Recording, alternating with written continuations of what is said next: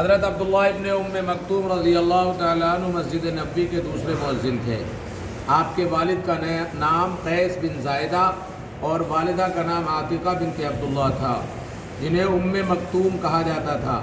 اسی نام کی طرف منسوب ہو کر وہ مشہور ہیں۔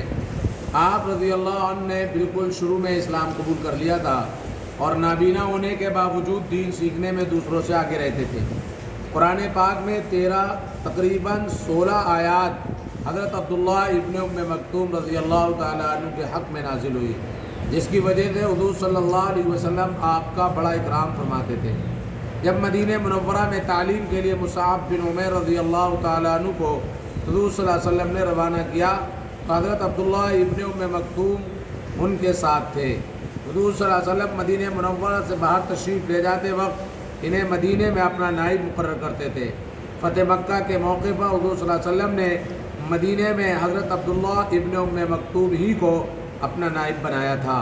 وہ نابینا ہونے کے باوجود ہر وقت اللہ کے راستے میں جانے کے لیے تیار رہتے۔ 15 ہجری میں حضرت عمر رضی اللہ تعالیٰ عنہ کے زمانے میں جنگ قادسیہ میں شہید ہوئے۔ اللہ کی قدرت، سمندری مچھلی، اس طرح اللہ تعالیٰ نے ہمارے لیے زمین پر بے شمار غذائیں پیدا فرمائی ہیں، اس طرح سمندر میں بے شمار قسم کی مچھلیوں کو ہماری غذا بنا دیا۔ لوگ ہزاروں سال سے سمندری مچھلیوں کا شکار کر کے اپنی غذا حاصل کر رہے ہیں، لیکن آج تک مچھلیاں ختم نہیں ہوئی۔ اور عجیب بات یہ ہے کہ کھارے اور میٹھے سمندر کی مچھلیوں کے ذائقے میں خاص فرق بھی ہوتا ہے۔ بے شک یہ اللہ کی قدرت اور بندوں پر اس کے بڑے عنایات ہیں، جس نے ان کے لیے مچھلی جیسی اہم غذا کا انتظام فرمایا۔ ایک فرض کے بارے میں کھڑے ہو کر نماز پڑھنا۔ قرآن کریم میں اللہ تعالیٰ فرماتا ہے، نماز میں اللہ کے سامنے عاجز بنے ہوئے کھڑے ہوا کرو۔ فائدہ، اگر کوئی شخص کھڑے ہو کر نماز پڑھنے کی طاقت رکھتا ہو تو اس پر فرض اور واجب نماز کو کھڑے ہو کر پڑھنا فرض ہے۔ ایک سنت کے بارے میں اپنے ساتھیوں سے مشورہ کرنا۔ حضرت ابو ہریرہ رضی اللہ تعالیٰ عنہ فرماتے ہیں کہ میں نے رسول اللہ صلی اللہ علیہ وسلم سے زیادہ صحابہ اکرام کے ساتھ مشورہ کرتے ہوئے کسی کو نہیں دیکھا۔ ایک اہم عمل کی فضیلت، قرض معاف کرنا۔ رسول اللہ صلی اللہ علیہ وسلم نے فرمایا، ایک تاجر لوگوں کو قرض دیا کرتا تھا، پھر جب یہ دیکھتا کہ کوئی مجبور ہے تو اپنے آدمیوں سے کہتا کہ اس کے قرضے کو معاف کر دو، امید ہے کہ اللہ تعالیٰ ہم کو بھی معاف کر دے گا۔ جب وہ مر گیا تو اللہ تعالیٰ نے اس کی مغفرت فرما دی۔ ایک گناہ کے بارے میں اپنے علم کو چھپانا۔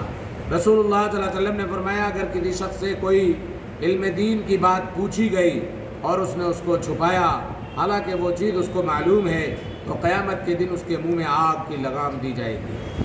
دنیا کے بارے میں انسانوں کی حرص و لالچ۔ رسول اللہ صلی اللہ علیہ وسلم نے فرمایا، اگر آدمی کے پاس مال و دولت کی 2 وادیاں ہوں تو وہ تیسرے کی طلب کرے گا، اور آدمی کا پیٹ تو بس قبر کی مٹی ہی بھر سکتی ہے۔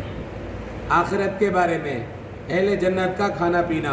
قرآن کریم میں اللہ تعالیٰ فرماتا ہے، یقیناً اللہ تعالیٰ سے ڈرنے والے امن کی جگہ میں ہوں گے، یعنی باغوں اور چشموں میں باریک اور موٹے ریشم کا لباس پہن کر ایک دوسرے کے آمنے سامنے بیٹھے ہوں گے۔ یہ سب باتیں اس طرح ہوں گی اور ہم بڑی بڑی آنکھوں والی حوروں سے ان کی شادی کر دیں گے، اور وہ ان باغوں میں اطمینان سے ہر قسم کے میوے منگاتے ہوں گے۔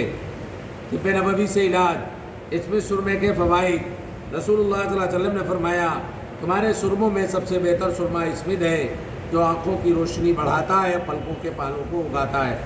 قرآن کی نصیحت۔ قرآن کریم میں اللہ تعالیٰ فرماتا ہے، یتیموں کے مال ان کو دیتے رہا کرو، اور اچھی چیز کو بری چیز سے نہ بدلو، اور ان کے مال اپنے مالوں کے ساتھ ملا کر مت کھاؤ، ایسا کرنا یقیناً بہت بڑا گناہ ہے۔